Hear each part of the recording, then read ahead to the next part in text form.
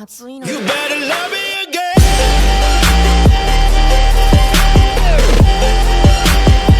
You better love me again. What's up, y'all? It's your boy, Ace Operative. And today, people, I will be reviewing Boruto Naruto Next Generation Episode 140, the Mind Transfer Jutsu that lost to potato chips. Comprehend that title, the Mind Transfer Jutsu that lost to potato chips. Like, you can tell from the way in which I'm literally looking at you and the tone of my voice, I didn't like this episode not one freaking bit. Like, in the beginning of the episode when Inojin was going after that bandit or whatever, right? Inojin. This episode was dedicated to Inojin. Inojin had lost his drive or motivation to actually do the Mind Transfer Jutsu. Because throughout the whole entire episode, he went to his mom and dad, which is Sai and Ino, right? And he wanted to be able to thoroughly master the Mind Transfer Jutsu. And I'm like, you're saying, my boy, like, we had saw in other episodes to where Inojin had used the Mind Transfer Jutsu. Like, what do you mean by master? Like, are you going to do the Mind Transfer Jutsu in a new type of way than like the way in which Ino has done? And that was what I was personally going into this episode thinking. Like, there was going to be a way Inojin was going to step up his game, bro. He was going to like transform the jutsu, much like our Boruto transformed Naruto's Rasengan, right? But the Mind Transfer episode, it was just like, sucker, what the crap was this episode, bro? You literally watch Inojin. Ino was trying to get Inojin to actually have his willpower, because this is how far they went deep into this Mind Transfer thing. Your willpower has to overcome the other person's mind in order for you to have control over them. Comprehend that. So whenever Inojin had tried to do the mind transfer before, because his will was so weak, he wasn't able to fully control the person. But when she had told him to do it for Chocho, it was like the sucker couldn't do it. And way in which they had made sure that Chocho's willpower was going to be strong was these suckers used daggone potato chips. Because for some reason, Chocho it was the drive to make Chocho actually, have a strong will per se, so that if Inojin tries to, take her body over with the mind transfer, he'll come into that conflict that he would have to overcome. Now, this is where the episode takes the daggone turn that I just didn't like. Ino and Sai got into an argument. And bro, this thing turned into a physical altercation to where Ino was starting to fight Sai. All Sai could do was just, just back away or try to step away from Ino. And Chocho had literally thought, yo, you should maybe use your Mind Transfer Jutsu to try and get your parents to stop. I'm like, which? Like, you can't stop. Ino has mastered the Mind Transfer Jutsu. You really think she is going to get influenced by another Mind Transfer user? She kicked Inojin so far out of her mind, it was even funny. And then Inojin actually entered Sai because he allowed it to, bro, because he didn't want to fight, but Ino was pissed off, bro.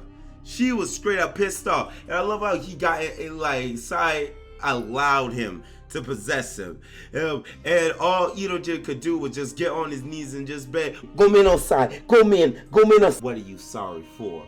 Everything. Okay, witch. Explain to me in deep. This woman went in. Pulled a S-class woman, bro. Like if you had told, I feel like if you're in a relationship, right, if you're in a relationship and you do something that pisses off your significant other, right? And you say, I'm sorry for everything. That person will look at you like, sucker, what you really like, what you sorry for? Give me the reason why you are sorry for. Inojin could have come to that understanding. All throughout this entire thing, right? I'm like here saying to myself, we couldn't do this for like bandit. We could not practice this out on anyone else. This could have been, I could understand if we did this on another freaking bandit, bro. But we stayed, understand this, we stayed on this, like on these two for like the longest. I enjoyed like seeing Ino inside, but it's just like sucker. We could have went to something that we could actually went and did this for someone else instead of seeing a domestic squabble between these two. And that's why I'm like here saying, where's the writing at for, you know, like this series? Because, bro, like I love, I don't give a crap what you call it, whether it's filler or whatever. I don't care. Listen, I love little like peaceful sections like this because it gets you away from the main arc or whatever for Boruto, and it gets you into something nice and chill before the real crud hits the fan. But this is the type of thing that pisses suckers off, bro. You see these little things like this, like it doesn't excite you. It doesn't. I mean, unless I'm sorry, I'm sorry, because the Boruto fandom, you know, like suckers are quick to say Boruto greatness, you know, and give this anime the highest support. Which I'm just like, Boruto is struggling right now. Like, we're 140 episodes in, and the anime is just like off and it's like a literal roller coaster. Maybe a roller coaster isn't, you know, like the right terminology for it. It's just like it's up and down, and mostly down a good portion of the time. And it's just, this just pisses suckers all the way off, bro. And just seeing this, right? I'm just like, and for the conflict to get resolved to where Inojin actually tries. And he was able to, like, because he was always so quick to just give up. When Inojin actually tried, he was able to calm, you know, or at least stop you. He couldn't actually control her, but actually just stop her. And that allowed Sai to just get his arms around her and just, like have her chill. I love the anime, but I'm not gonna just sit here and lie to you that there are episodes within this anime I just couldn't stand. Like, I know a lot of suckers would say, why don't you just skip it? It's just like, bruh, what good is skipping it when you could talk about what you don't like? It's called being an actual fan of the freaking anime out there.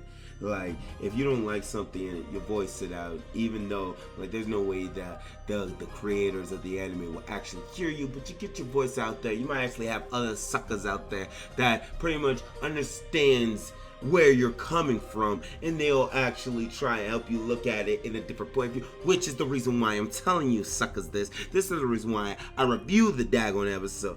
Don't like it, well, there are other suckers that would pretty much lie to you in your face. It's hard for me to even lie to you or even to make a joke about that. Okay? This episode was It was literally what they literally gave the episode. A 2.5 rating from 46 suckers. Yeah, I mean 1 star. But chat, look on I say chat like I'm on the Twitch screen. Bruh, but guys, look on the bright side. Next week, but I'm not gonna lie to you, because they doing this, they remixing it. They remixing what happened in the manga. I gotta go back. I gotta take time, go back and reread the Mugen bandits. I think that's what's called, and get a full understanding on what they changed over, because now we're in the manga. We're in the manga portion at last, chat. Oh dang, I'm sorry for saying chat. At last, and it's just like, and then I guess that's where we'll see the little Naruto and actual Naruto and Boruto fans that say, Boruto greatness. But let me stop! I'm bringing too much in. Thank you all for watching. Please let me know what you guys think about this in the comment section below. Till next time, guys. Operatives, move out.